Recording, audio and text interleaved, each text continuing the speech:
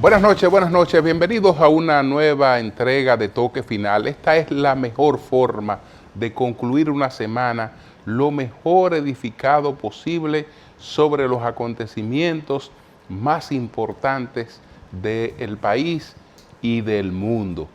Quiero saludar la presencia del presidente Abinader esta semana en el Foro Económico de Doha, este foro que se celebra en Qatar. El presidente fue invitado por el emir de Qatar, el jeque, Tamim bin Hamad Al Thani, y por el primer ministro, que es el jeque Mohammed bin Abdulrahman, que invitaron a nuestro presidente. La gente se pregunta, ¿qué ganamos participando en foros internacionales? ¿Qué se trae cuando se va a un foro internacional? A veces no cosas tangibles, pero siempre cosas importantes, señores. Para un país que tiene la proyección que tiene la República Dominicana, que trata de empujar la inversión extranjera directa, que sigue tratando de fortalecer su turismo, que ha tenido una proyección económica durante varios decenios favorables, siempre es importante estar presente en estos foros, porque el intercambio directo, la oportunidad de conversar con muchísimas personas que tienen interés de visitar el país, que tienen interés de invertir en el país, pues siempre se facilita en estas reuniones. Y además dan la posibilidad de que tú juntas gente de distintas procedencias. Es decir, que lo que tú tendrías que hacer en varios viajes a distintos países, puede a veces lograrlo participando en un foro importante como este, donde concurren tantos empresarios, líderes mundiales. Es decir, dedicarle tiempo a eso para un jefe de Estado es siempre positivo. Es siempre positivo. De manera que, y para el país también. Para el país es una cosa positiva, es un reconocimiento realmente a la República Dominicana. Entonces, señores, además de saludar la participación en este foro, voy a presentar un video de cómo van los trabajos del desahogo en la Isabel Aguiar. Se están haciendo una serie de obras allí para resolver este caos que tenemos en la salida hacia el sur o en la salida hacia Santo Domingo Oeste, o hacia los sectores que están en la parte norte del Distrito Nacional por la avenida Luperón. Entonces, incluye varias cosas, y Obras Públicas presentó un informe de cómo van estos trabajos hasta este momento. Vamos a ver este video que nos habla de estos trabajos de la Isabel Aguiar, que se están llevando a cabo con los fondos de Aerodón, es decir, del arrendamiento de Aerodón, con el avance que Aerodón entregó, que el gobierno anunció que lo iba a destinar a varias obras. Esa es una de esas obras. Adelante.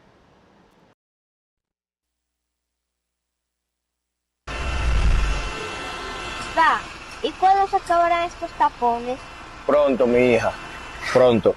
Así es, las soluciones viales de Pintura y Plaza de la Bandera avanzan aceleradamente. Mira cómo vamos. Ya están completamente terminadas las rampas 1 que une la 27 de febrero con la autopista 6 de noviembre, la rampa 2 que va de la 6 de noviembre a la 27 de febrero, la rampa 3 que es la marginal de la 27 de febrero y la 4 que es un retorno de la 27 de febrero hacia la Luperón. La gran excavación de la 27 de febrero con la avenida Isabel Aguiar está avanzado en más de un 50% y el túnel de la Plaza de la Bandera empezará muy pronto. Esta obra se realiza con los fondos del Acuerdo del Estado Dominicano y Aerodom. Con obras así se transforma el país. Ministerio de Obras Públicas y Comunicaciones. Bueno, nos alegra que esta obra vaya avanzando, continúe avanzando, y entonces estamos hablando que a mediados del año que viene pudiéramos estar ya inaugurando esa obra y recibiendo todos sus beneficios.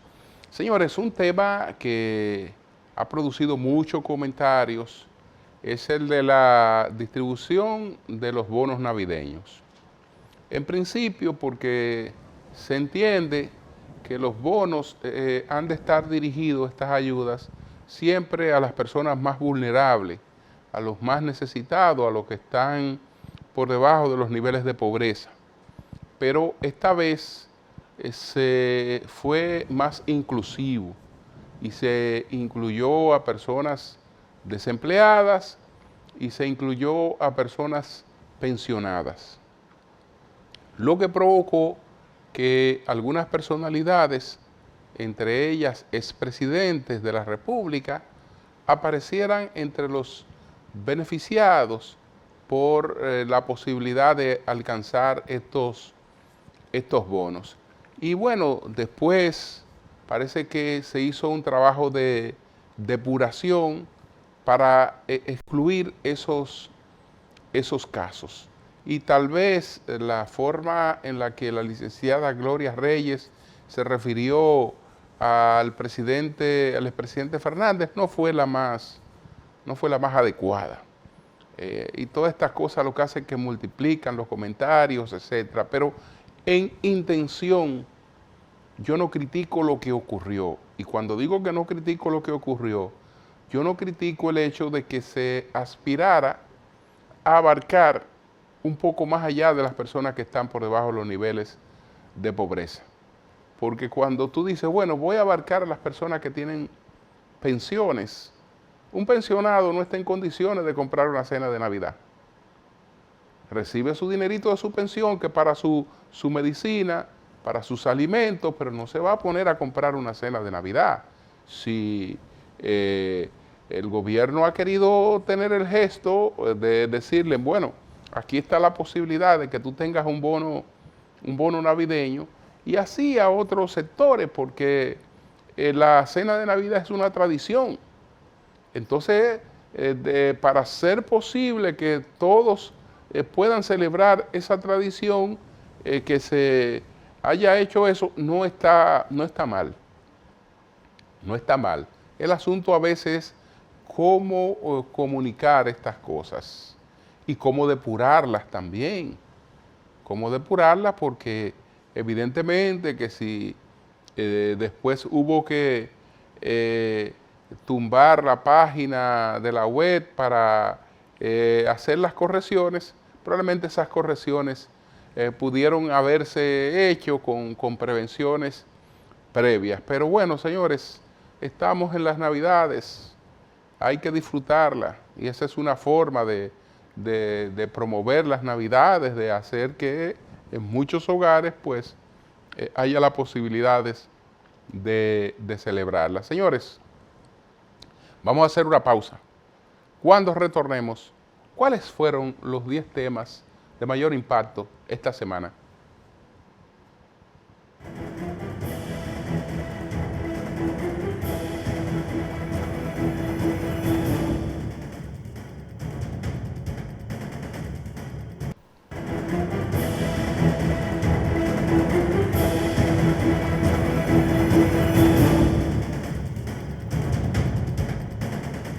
Señores, donde quiera se cuecen habas, porque esta semana el mundo recibió una gran sorpresa, que fue esa crisis que se presentó en una democracia de uno de los países más desarrollados del mundo. Nos referimos a Corea del Sur, cuya democracia esta semana se vio amenazada porque el presidente decretó una ley marcial. Una ley marcial es una suspensión de derechos que permite que el ejército pueda apresar a cualquier persona, suprimir la circulación.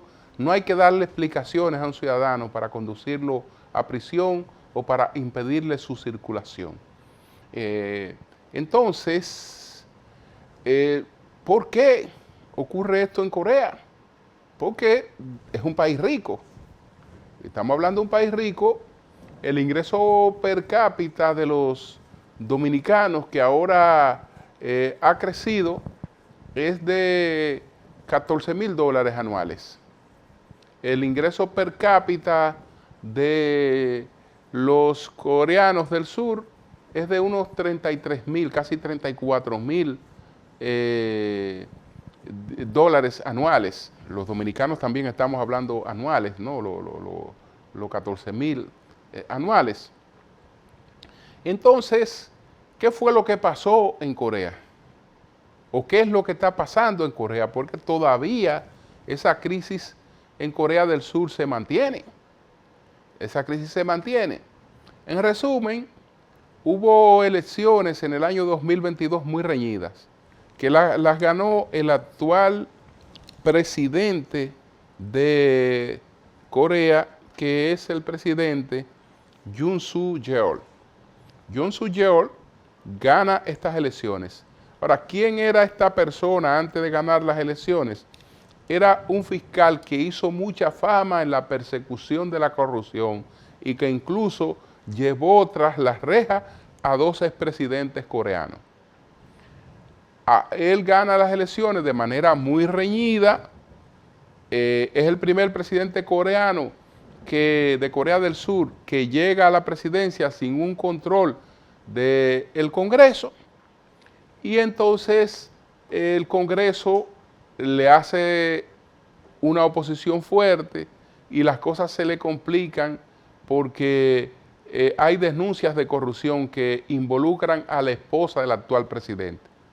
Y entonces empiezan a pedirle la renuncia al actual presidente y el actual presidente lo que procede es a tratar de suspender el Congreso con esta ley marcial, pero el Congreso anduvo más rápido que él. Además él no tiene mucho apoyo popular, la gente se tiró a la calle, se anuló la ley marcial y ahí está el hombre ahora gobernando un país con escasa autoridad para hacerlo, porque venía con una autoridad que le había dado su lucha contra la corrupción, que no la puede enarbolar cuando ahora su entorno está vinculado a actos de corrupción. Señores, ahora sí vamos a ver, además de este tema que acabo de comentar, cuáles fueron los más importantes de esta semana. Adelante.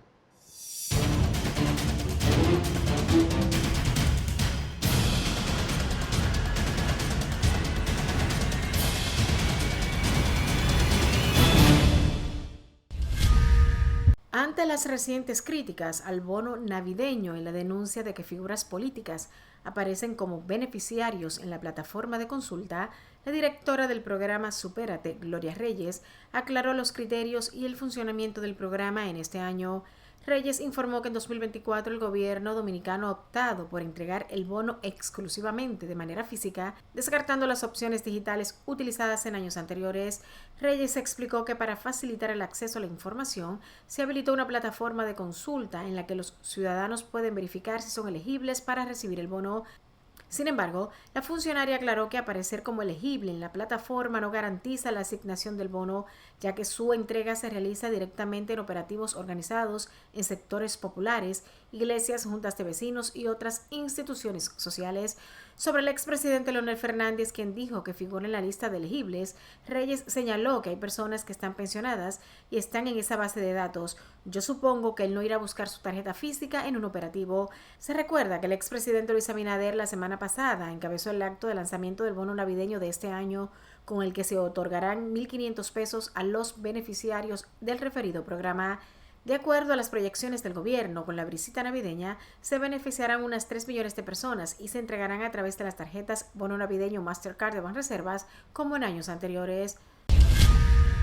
En un emotivo mensaje transmitido por redes sociales y las principales cadenas de televisión, el presidente Luis Abinader se dirigió al país para reflexionar sobre los logros alcanzados, los retos superados y las metas ambiciosas que persigue su gobierno. El discurso, cargado de espíritu navideño, estuvo enfocado en inspirar esperanza y unidad entre los dominicanos. Abinader resaltó que la Navidad es un momento especial para reflexionar sobre el pasado y soñar con un futuro mejor. Es un tiempo para sentarnos en familia y recordar lo que realmente importa, nuestra gente, nuestras raíces, nuestra historia, afirmó, llamando a la ciudadanía a construir juntos una República Dominicana más justa y equitativa. Entre los avances destacados por el mandatario están la reducción de la pobreza, con la meta de disminuir la pobreza general al 15% y la pobreza extrema a menos del 1%, y el gobierno avanza con programas como Supérate que están transformando vidas. Asimismo, el presidente destacó la educación como eje central, así como el crecimiento de la economía, que han fortalecido sectores como zonas francas, turismo y exportaciones. Con estas estrategias, el país aspira a alcanzar los $15,000 de renta per cápita y ampliar la clase media del 40% al 50% de la población. Inversión en la infraestructura. Abinader destacó proyectos emblemáticos como el Sistema Integrado de Transporte en la capital y el monorriel en Santiago, que convertirán a esta última en una de las ciudades mejor conectadas de América para 2026. Además, habló sobre la meta de cero hambre para 2028, de declarar al país libre de hambre no es solo una aspiración, sino una promesa respaldada por acciones concretas. Con un llamado a la unidad, Abinader instó a los dominicanos a soñar con un país donde el progreso sea un derecho, no un privilegio, y que en esta Navidad el verdadero regalo sea la esperanza en el país que queremos, deseando a todos los dominicanos una Navidad llena de amor, paz y unión, concluyó el mandatario. El Comité Político del Partido de la Liberación Dominicana se reunió por primera vez luego de la culminación del 10º Congreso Ordinario Reinaldo Pared Pérez, sujetando decisiones importantes. El PLD designó a los miembros de su comité político, Iván Lorenzo y Zoraima Cuello, como sus nuevos vicepresidentes para acompañar al reelecto presidente de la organización, Danilo Medina, por los próximos 4 años. La elección de Lorenzo, ex senador de Elías Piña y ex vocero de la bancada PLDista en el Senado, así como de Cuello, ex candidata a vicepresidencial, fue refrendada por 43 de 51 miembros del Comité Político del Partido Morado. La elección fue recomendada por el presidente Danilo Medina, a quien los estatutos partidarios le dan la facultad. Zoraima Cuello, ex candidata a la vicepresidencia de la República, inició su labor como miembro del Comité Político del PLD, obteniendo más del 60% de los votos en su elección, mientras que Iván Lorenzo, ex senador de la provincia de Elías Piña, destacó por su rol como vocero del partido en el Senado.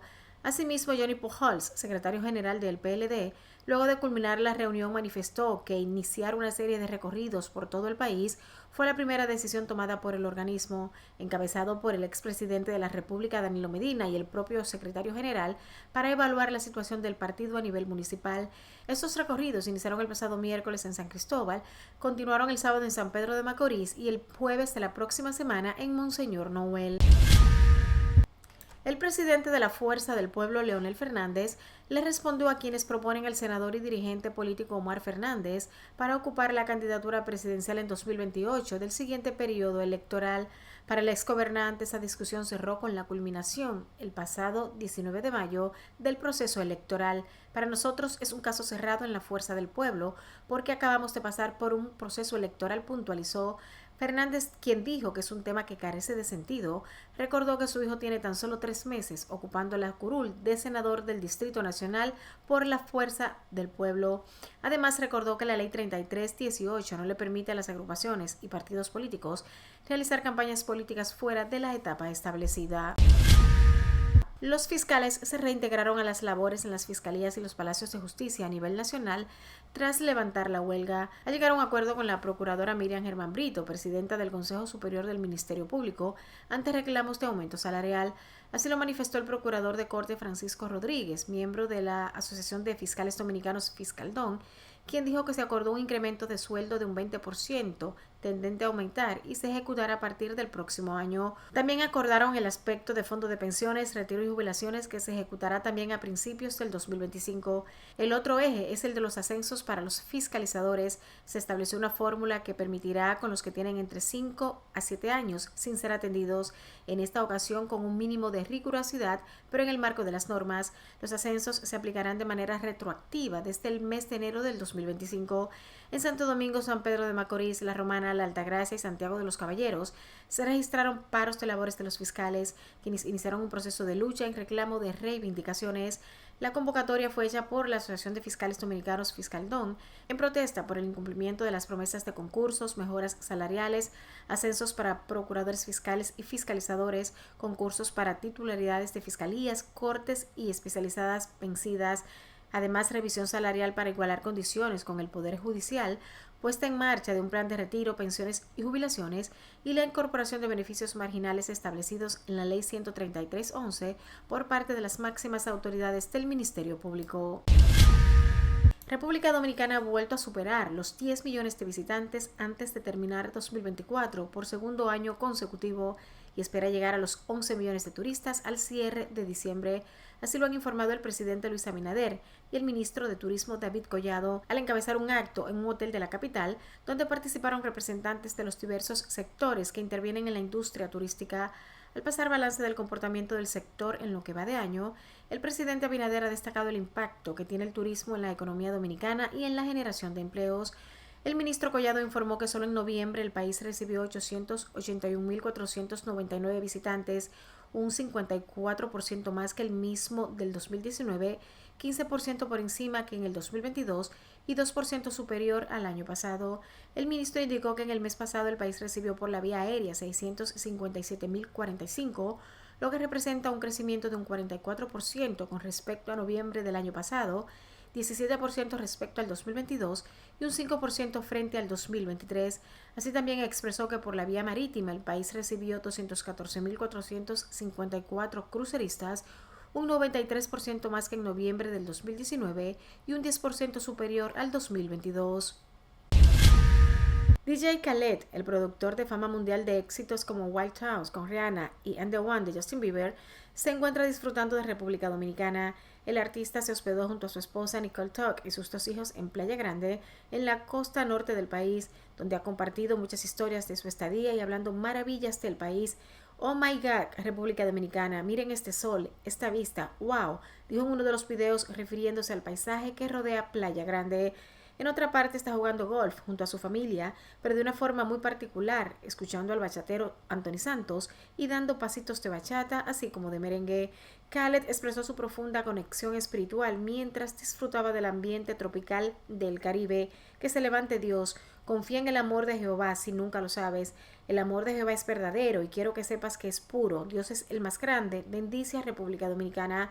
El artista, famoso por su carisma y mensajes positivos, también aprovechó para agradecer a los dominicanos por su hospitalidad y resaltar la belleza del país. Además, probó un suculento sancocho que llenó de elogios. María Corina Machado, líder de la oposición venezolana, se mostró optimista con el plan de liberar a su país del régimen de Nicolás Maduro y crear una gran nación aliada de la República Dominicana y de los demás pueblos de América Latina. Machado participó en una reunión virtual con más de 70 diputados de la República Dominicana, a quienes les agradeció el apoyo y les detalló que durante 25 años el régimen ha dividido al pueblo violando las normas y persiguiendo a los opositores.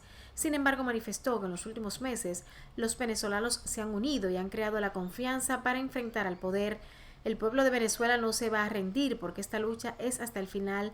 Vamos a liberar a Venezuela y vamos a construir una nación próspera y buena que será la gran aliada de República Dominicana. Durante el encuentro virtual con los diputados que integran la Comisión Permanente de Relaciones Exteriores y Cooperación Internacional, la opositora ratificó los lazos de hermandad entre Venezuela y República Dominicana y les agradeció por el apoyo recibido desde las elecciones del pasado 28 de julio.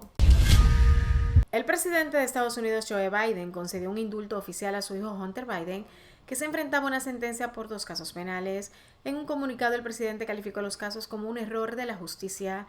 Desde el día en que asumí el cargo, dije que no interferiría en la toma de decisiones del Departamento de Justicia y mantuve mi palabra, incluso mientras veía cómo mi hijo era procesado de forma selectiva e injusta, añadió. El amplio indulto no solo cubre las condenas de Hunter Biden en 2 casos en Delaware y California, sino también cualquier otro delito contra los Estados Unidos que haya cometido o pueda haber cometido o en el que haya participado durante el periodo desde el 1 de enero de 2014 hasta el 1 de diciembre de 2024.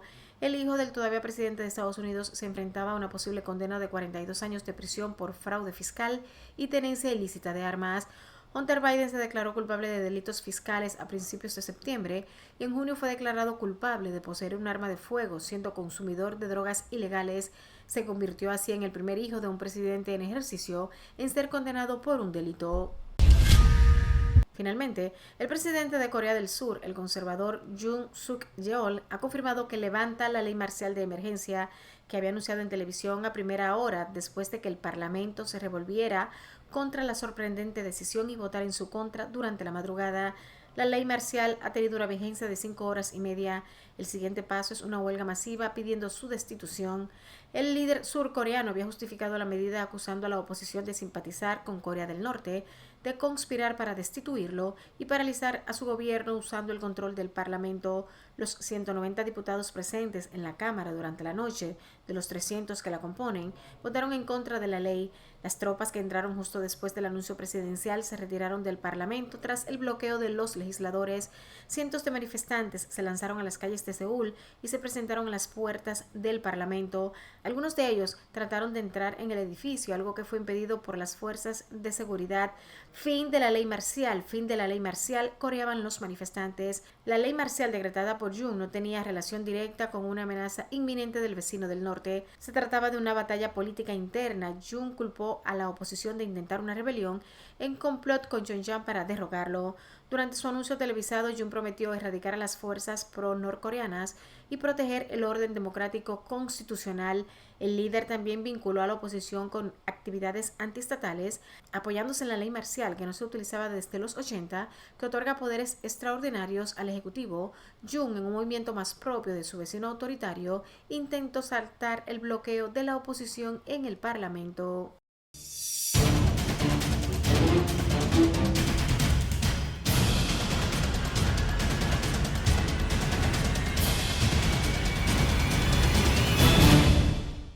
Retornamos en breve.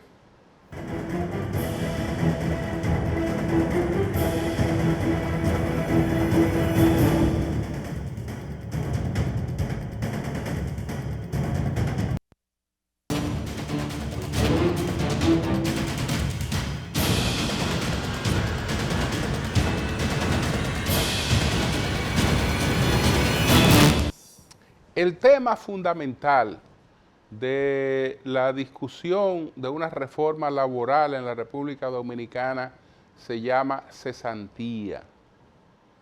Ese tema no está en la propuesta de reforma que envió el Ejecutivo al Congreso, pero es inevitable.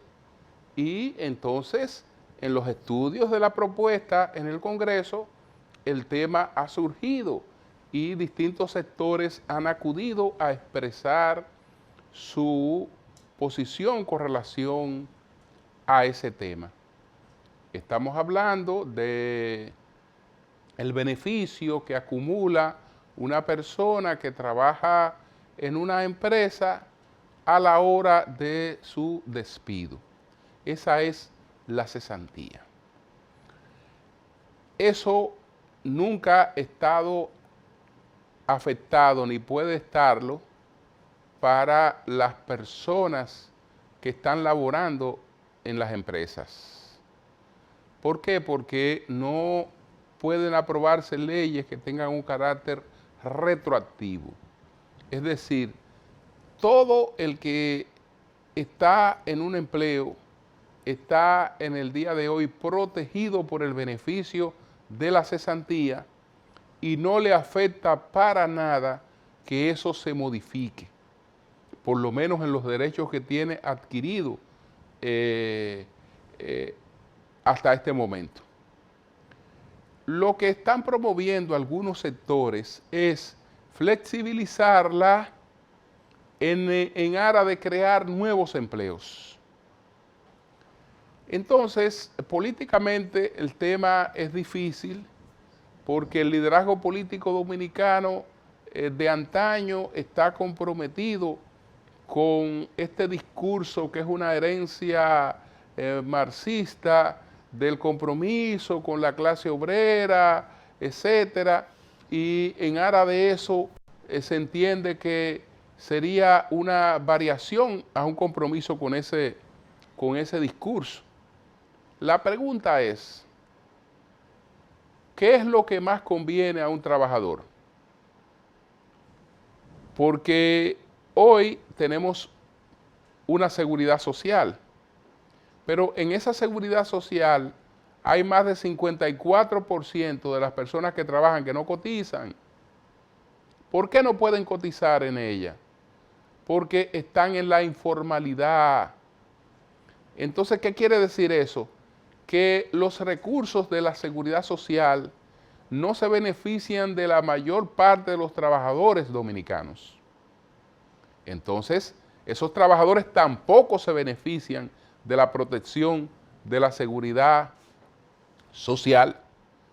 Entonces, el retroceso está ahí, en que no puede aspirar a progresar ninguna economía que el 54% de su mano de obra, de su fuerza laboral, esté en la informalidad. Entonces hay que empezar a crear condiciones para reducir esa informalidad. Y desde luego que el tema de la carga laboral es uno de los asuntos más complicados que hay en la República Dominicana. Cuando se habla de este tema, por lo general se piensa en que se están protegiendo los intereses de los grandes empresarios, y ahí hay una gran equivocación. A los grandes empresarios no le hace ni cosquilla el tema de la cesantía. ¿Por qué? Porque los grandes empresarios son los que hace tiempo están en procesos de automatización. Son los que hace tiempo están en procesos de robotización. Señores, aquí se habla de una empresa y se habla de fábrica como que es lo que nosotros conocíamos en el pasado, que era un asunto que estaba lleno de obreros. Aquí para fabricar productos hoy en día lo menos que se necesita es gente. Lo que más se necesita es tecnología. Lo que quiere decir que de por sí ya hay un desplazamiento, hay un escenario totalmente distinto. Pero por lo otro, ¿cuál es el nuevo trabajo que está apareciendo aquí y en el mundo? La gente está en el llamado proceso de uberización. Entonces, todas estas cosas hay que ponerlas sobre la mesa. Y nosotros no podemos estar atados por século seculoro a los mismos criterios que nos van a mantener siempre en el mismo círculo vicioso de un país que crece pero no se desarrolla. No se desarrolla, y de una gran parte de gente viviendo en pobreza, porque la pobreza no tiene que ver con que usted cobre más. Hay gente que cobra más dinero que el que está en un trabajo informal, pero no es verdad que está en mejores condiciones, porque el trabajo aporta una serie de cosas que la informalidad no la aporta. Entonces, el tema que tenemos que ver es fundamentalmente, lo primero que tenemos que preguntarnos es ¿qué vamos a hacer? ¿Qué vamos a hacer para reducir esa informalidad? Pero la informalidad tiene otro componente, porque hablamos de supuesta protección al trabajo. ¿A qué trabajo estamos protegiendo? Si incluso una parte de nuestra actividad económica tiene que desarrollarse con mano de obra ilegal. Lo que tendríamos que estarnos ocupando es que esa mano de obra no sea ilegal que sea de extranjeros regularizados y que sea de un componente más alto de la participación dominicana.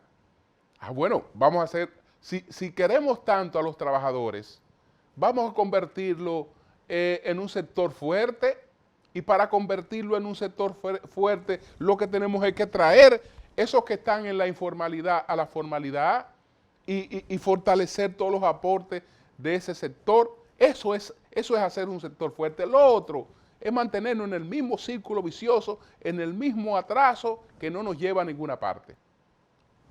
Yo entiendo que si esa reforma no va a tratar el tema de la cesantía, podemos dejar eso a un lado y seguir hacia adelante a ver hasta dónde llegamos.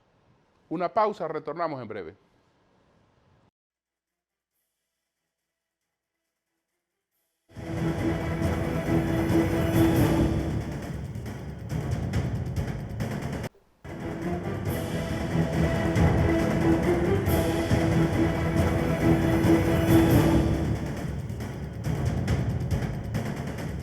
¿Cuánto se ha movido el mundo después de las elecciones en los Estados Unidos? Han ocurrido muchas cosas. Estados Unidos apoya a Ucrania para el uso de misiles de largo alcance. Se produce una negociación entre Israel y Hezbollah, la llamada paz en el Líbano, entre la guerra que había desatado Israel contra Hezbollah. Esto es un acuerdo de paz que se da con la mediación de Estados Unidos. Se produce la crisis en Corea. Se produce una agudización del conflicto en Siria, que es un conflicto que data de la denominada primavera árabe. Entonces, hay sectores que están luchando hace más de 13 años para derrocar a Bashar al-Assad y entendieron que este era el momento de hacerlo. Lo que estamos pendientes ahora es de ver qué va a pasar en Venezuela el próximo día 10 y qué seguirá pasando en Haití. Pero mientras tanto, nuestro equipo formuló las 3 preguntas sobre varios de estos temas al experto en asuntos internacionales, Víctor Bautista. Vamos a ver sus respuestas. Adelante.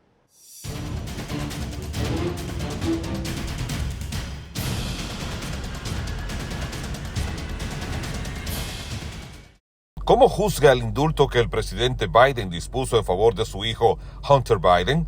¿Será un hecho trascendente a la hora de una valoración histórica de Joe Biden? Bueno, el indulto que hace el presidente Joe Biden a su propio hijo, no podemos verlo como un hecho aislado netamente centrado en lo que tiene que ver con juzgar a este ciudadano estadounidense que ha sido acusado en tanto en el estado de Delaware como el de California por distintos hechos entre consumo de estupefacientes y porte ilegal de armas, sino que a la vez se reviste un debate interno o más bien estratégico frente a lo que debe ser la continuidad del quehacer político de ese país con Donald Trump en la Casa Blanca, ya que este ha señalado que el presidente Biden y la familia Biden encubre un conjunto de operaciones financieras en lo que tiene que ver con los suplidores que tienen incidencia en el país de Ucrania.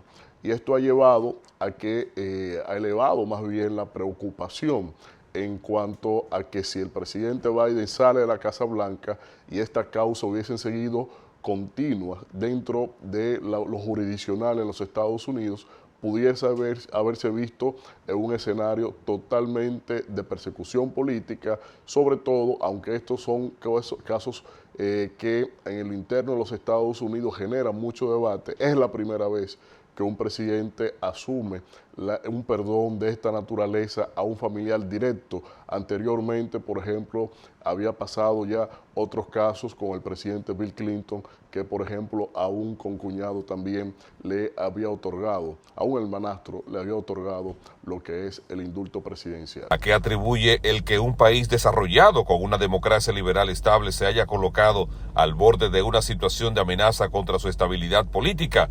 Nos referimos al caso de Corea del Sur. Bueno, lo que vemos en Corea del Sur viene centrado esencialmente por un debate en lo que es el predominio de las fuerzas políticas que inciden sobre todo en los dos partidos principales que están en el poder, tanto en el poder ejecutivo por un lado y por el otro lado en el Congreso. Son luchas intestinas en términos del control. ¿Qué desató esto? Bueno, el Parlamento controlado por la oposición en cuanto al gobierno de el Estado de Corea del Sur. En este caso, el Parlamento decidió un conjunto de medidas, dentro de el presupuesto del año 2025 y otras medidas internas de control en las distintas áreas del estamento del gobierno, y que esto entonces lo hicieron sin el concurso de la participación en las cuotas, digamos, de equilibrio del poder con el partido oficialista, el PP. Pero de esta vía, lo que vemos es entonces una reacción totalmente subversiva por parte del presidente de Corea, en donde lo que se ha señalado es una ley marcial como un efecto para diluir el Congreso, diluir las facultades de los demás órganos constitucionales, y esto ha llevado a un escenario de crisis. Ya los principales grupos sindicales están convocando a manifestaciones permanentes, exigiendo no sí la renuncia del presidente de esta nación, que en este caso ha renunciado el ministro de Defensa, el pliego de todos los asesores presidenciales han dicho que presentarían o ponen sus cargos a disposición como una cuota de sacrificio, pero en este caso el debate se ha centrado en la renuncia del presidente de Corea del Sur, y creo que sería lo que va a devenir en este país a razón de su medida totalmente extralimitada de declarar una ley marcial como una correlación de fuerzas con el partido opositor en el Parlamento de Corea del Sur. ¿Qué puede esperarse de la prolongada guerra civil en Siria tras la ofensiva que las milicias adversas al régimen han dispuesto en los últimos días? Bueno, el contexto que se tiene en Siria tendríamos que situarnos 13 años atrás, a marzo del 2011, cuando el estallido de las primaveras árabes y sobre todo cuando aconteció las debacles sociales y sobre todo los crímenes de guerra que se suscitaron en territorio sirio fomentado por Bashar al-Assad. En este caso tenemos un escenario bastante convulso, en donde distintas milicias de distintas tendencias sunitas y sobre todo aquellos que promueven de alguna u otra manera el califato árabe, la convulsión en la zona del Medio Oriente por los intereses tanto de Turquía por un lado, lo que tiene que ver por Israel por otro lado, han llevado obviamente a que en esta distribución de poderes, que en un momento dado se llegaron a establecer condiciones de paz, pero condiciones de paz centradas esencialmente por los intereses equidistantes entre Rusia y los Estados Unidos, que han dado por lo menos un letargo o más bien un espacio en donde no hemos visto las atrocidades hasta del uso de armas químicas que sí utilizó Bashar al-Assad contra la población civil. Pero en este caso, en el control ya que tiene Bashar al-Assad fuera de Damasco, de los distintos territorios claves que están centrados en este país y que fueron fomentados por la incursión militar de Rusia en combinación con hay un grupo que fomenta también lo que tiene que ver con un Estado islámico que de alguna manera tiene nexos con Turquía y ha recibido colaboración de parte de Turquía, y por detrás se entiende también que de los Estados Unidos.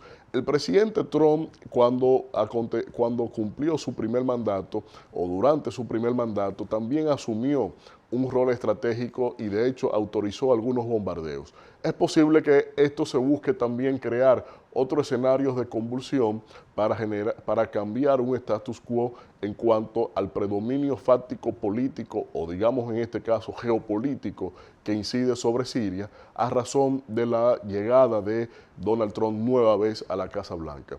Y eso creo que puede significar un efecto contagio por toda la convulsión que hay en la región. No es conveniente en estos momentos porque estaríamos hablando de una expansión con distintos matices, el caso de Irán, el caso de Israel, el caso de Siria, y que puede radiarse entonces hacia Turquía y otros contextos que se tienen también en esta convulsa zona que para Rusia, si va a haber una salida en Ucrania, y Siria les representa una pieza en el ajedrez geopolítico bastante importante, y veremos cómo esto entonces podrá dilucidarse en cuanto a este predominio o en este momento en donde el mundo va a pasar o pretende pasar de lo apolar a lo multipolar.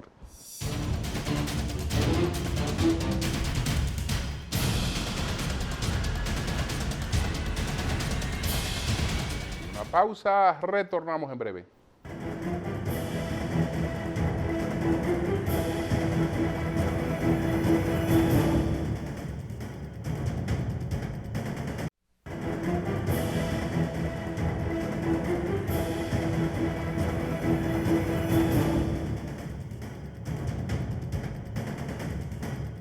Bueno, señores, desde finales de octubre, se ha presentado una enfermedad extraña en la República Democrática del Congo. Hasta ahora, por esa enfermedad hay 140 muertos. Todavía no se ha podido determinar qué es la causa, de qué se trata. La Organización Mundial de la Salud ha dispuesto de una investigación especial sobre estas 140 muertes en el Congo con síntomas similares. Por eso son muertes atribuidas a la misma enfermedad. Hay que recordar que el Congo está bajo alerta por el mpox, que es como se llama a la viruela símica, que en el Congo hay más de 40,000 casos sospechosos de viruela símica, que en el Congo han muerto más de 1,000 personas a causa de la viruela símica. Pero esta otra situación no es similar a la viruela símica, que es otra cosa. Entonces ya sabemos, con la experiencia que vivimos con la COVID-19, que los temas víricos no son aislados, que cualquier cosa que esté pasando en cualquier parte del mundo debe pues prender el bombillito de la alerta, estar pendiente. Ojalá que sea una cosa localizada, focalizada en el Congo y que pronto se encuentre la salida, pero hay que estar alerta. Señores, me agradó mucho lo que ocurrió con la visita de Khaled Mohamed Khaled a la República Dominicana, mejor conocido como DJ Khaled, porque él es de origen, es de familia palestina, aunque ha desarrollado su vida y todos sus éxitos como productor musical, como compositor, lo ha desarrollado en Estados Unidos, donde ha trabajado con todas las grandes estrellas. Entonces giró una visita a la República Dominicana y las repercusiones han sido muy favorables. Yo quisiera que nos quedemos con varios de los mensajes que subió a su cuenta de Instagram, pues DJ Khaled, descubriendo sitios de la República Dominicana y mostrando al mundo los secretos, la belleza de nuestro país y su entusiasmo por encontrarse en él por primera vez. Son de las cosas que nos benefician mucho y ojalá que él siga visitándonos y que esta visita de él también tenga otras repercusiones favorables para nuestro país. Aunque no lo veamos, aunque no nos juntemos con él, aunque él venga a lugares de lujo que puedan ser inasequibles para la mayor parte de los dominicanos, a todos los que nos conviene es que en este país haya mucha actividad económica, porque en algo nos beneficiamos absolutamente todos. Adelante. Soy dominicano. Dominicanísimo. Dominicanísimo. So they said this candle is butter. I've never had this. We want the sandwich. Yeah, yes. Wow. Sancocho. Take it if you don't eat. Mm-hmm. You're gonna like this. Wow. Chicken and beef. Follow it in. Unbelievable. Watch this water. Soy dominicano. And I'm out.